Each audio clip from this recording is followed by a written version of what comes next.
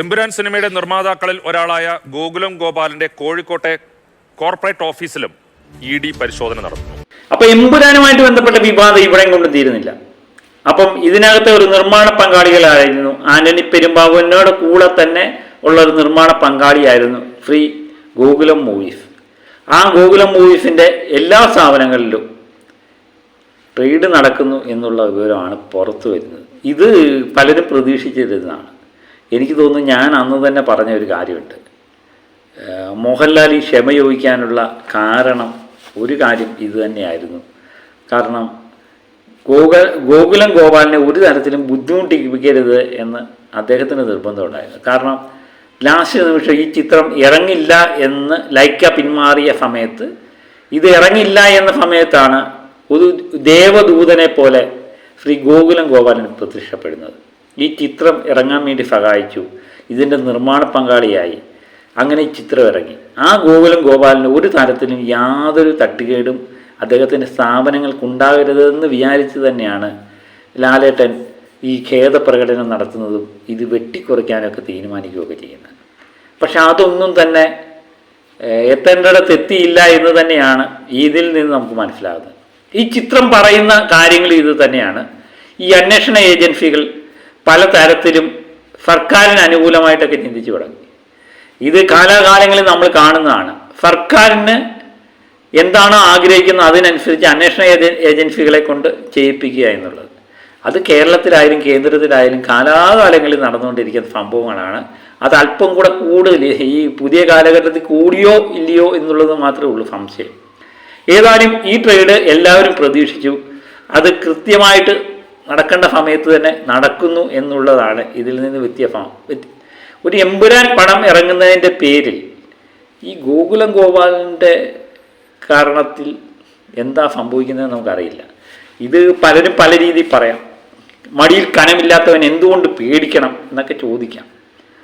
ഈ ഇന്ത്യയിൽ ഒട്ടാകെ സ്ഥാപനങ്ങളുള്ള ഒരു വ്യക്തിയാണ് ഗോകുലം ഗോപാലൻ. ഇത് കറക്റ്റായിട്ട് ഒരിടത്തും പോകത്തില്ല. ഏതെങ്കിലും കണക്കിലുമൊക്കെ ചെറിയ പ്രശ്നങ്ങൾ കാണും, അല്ലാത്ത സ്ഥാപനങ്ങളില്ല. അപ്പം ഏതെങ്കിലും ഒരു അന്വേഷണ ഏജൻസി കയറി കഴിഞ്ഞാൽ അതിനകത്തുനിന്ന് എന്തെങ്കിലുമൊക്കെ കേസെടുക്കാനുള്ള കാരണങ്ങൾ, അവരെ കുഴപ്പിക്കാനുള്ള കാര്യങ്ങൾ കണ്ടെത്തുമെന്ന് 100% ഉറപ്പാണ്. അതിനനുസരിച്ച് തന്നെയായിരിക്കും ഇപ്പം ഇതുമായിട്ട് ഇറങ്ങി പുറപ്പെട്ടിരിക്കുന്നത് എന്ന് 100% ഉറപ്പാണ്. പിന്നെ മോഹൻലാലും ആന്റണി പെരുമ്പാവൂരും ഒക്കെ, അവർക്ക് എനിക്ക് തോന്നുന്നു കേരളത്തിലാണ് ബിസിനസ് സ്ഥാപനങ്ങൾ കൂടുതലുള്ളത്. അപ്പോൾ അവരുമായിട്ട് ബന്ധപ്പെട്ട വിഷയങ്ങൾ ഇനി ഉണ്ടാകുമോ ഇല്ലയോ എന്നുള്ളത് കണ്ടു തന്നെ അറിയണം. പക്ഷേ ഗോകുലം ഗോപാലൻ എന്ന് പറയുന്ന വ്യക്തി സത്യം പറഞ്ഞാൽ കഷ്ടമാണ്. ഈ പടവുമായിട്ട് യാതൊരു ബന്ധമില്ലാത്തൊരു വ്യക്തിയാണ്. ഇതിൻ്റെ കഥ പോലും അദ്ദേഹത്തിന് അറിയില്ല. ഈ പടം പൂർത്തീകരിച്ചതിന് ശേഷമാണ് ലൈക്ക പിന്മാറുന്നത്. 10 ദിവസത്തിനുള്ളിലാണ് പുള്ളി ഇതിനകത്ത് കയറുന്നത്. അപ്പം കാലക്കേടിന് വേറെ കാര്യമൊന്നും വേണ്ട എന്ന് തോന്നുന്നല്ലേ. അവസാനം പുള്ളി ഇതിനകത്ത് പെട്ടു എന്ന് പറഞ്ഞാൽ മതി. ഞാൻ ആദ്യത്തെ വീഡിയോക്കകത്ത് പറഞ്ഞു ലാലേട്ടൻ നട്ടലില്ലാത്തവനാണ് എന്നൊക്കെ പറഞ്ഞുകൊണ്ട് പലരും കമൻറ്റ് ചെയ്തപ്പോൾ നമ്മളൊരു കാര്യം വ്യക്തമായി പറഞ്ഞു. ലാലേട്ടൻ എന്ന് പറയുന്ന വ്യക്തി തനിക്കൊരു ഉപകാരം ചെയ്തൊരു വ്യക്തിയെ ഒരിക്കലും മറക്കാത്തൊരു വ്യക്തിയാണ്. അപ്പം അത് തൻ്റെ അഭിമാനമൊന്നും നോക്കത്തില്ല. അല്ലെങ്കിൽ ഒരു സൂപ്പർ സ്റ്റാർ ഇങ്ങനെ ഖേദപ്രകടനമൊന്നും നടത്തിയായിട്ട് നമ്മുടെ അറിവിലില്ല. കാരണം ഈ പടത്തിനകത്ത് അങ്ങനെ പറയത്തക്കതായ പ്രശ്നങ്ങളൊന്നുമില്ല, വെട്ടിക്കുറയ്ക്കേണ്ടതായ യാതൊരു കാര്യമില്ല. അത് BJP അനുഭാവികളൊക്കെ പലരും പറയുന്നുമുണ്ട്. ചിലർക്ക് തോന്നാം ഇത് എന്നെ ഉദ്ദേശിച്ചാണ് എന്ന് തോന്നിക്കഴിഞ്ഞാൽ എന്നെ ഉദ്ദേശിച്ചാണെന്ന് പറയാം. അത് സിനിമയാണ്, സിനിമ പോലെ കണ്ടാൽ മതിയായിരുന്നു. പക്ഷേ ലാലേട്ടൻ എന്നിട്ടും വിചാരിച്ചത് ആർക്കെങ്കിലുമൊക്കെ വിഷമം ഉണ്ടായിട്ടുണ്ടെങ്കിൽ അതുമൂലം ഏതെങ്കിലും ഒരു പകവോക്കൽ ഉണ്ടാകുകയാണെങ്കിൽ അത് ഗോകുലത്തിൻ്റെ സ്ഥാപനങ്ങളെ ബാധിക്കരുത് എന്ന് തന്നെ വിചാരിച്ചാണ് ലാലേട്ടൻ ഖേദപ്രകടനം നടത്തിയത്.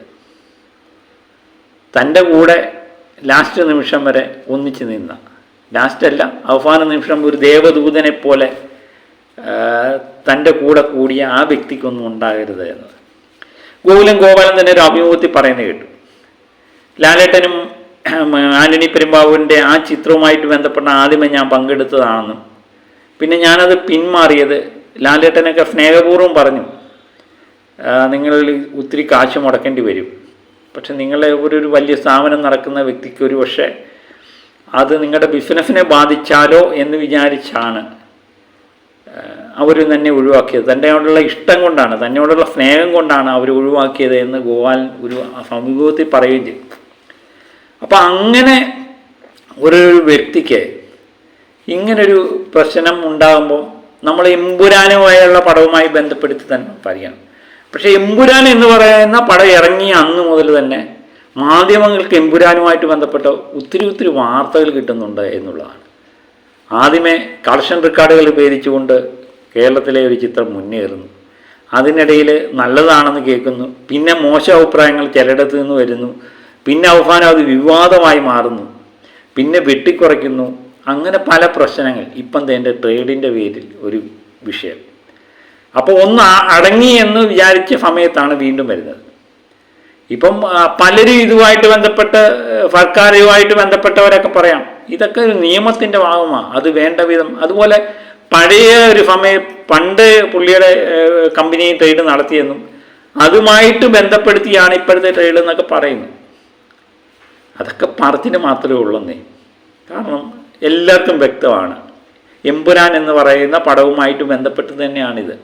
ഈ ചിത്രത്തിനുടനീളം ഇതിനെപ്പറ്റി പറയുന്നുമുണ്ട് എന്നുള്ളതാണ് രസകരമായ കാര്യം. ഏതായാലും ഗോപാൽജി പെട്ടു എന്ന് തന്നെ പറയാം. ഇതിന് എന്തുണ്ട് സൊല്യൂഷൻ എന്നറിയില്ല. പിന്നെ വലിയവരുടെ കാര്യമാണ്, അതിന് സൊല്യൂഷൻ അവർ കണ്ടെത്തിക്കുള്ളൂ അല്ലേ. അപ്പം ഇതുമായിട്ട് ബന്ധപ്പെട്ട വാർത്തകളാണ് ഇപ്പം തുടർച്ചയായിട്ട് വന്നുകൊണ്ടിരിക്കുന്നത്. അപ്പോൾ എമ്പുരാൻ ഇതൊന്നും എമ്പുരാനെ ബാധിക്കുന്നതില്ല. എമ്പുരാൻ ഇങ്ങനെ വെച്ചടി പല റെക്കോർഡുകളും തകർത്ത് ഇങ്ങനെ മുന്നേറുകയാണ്.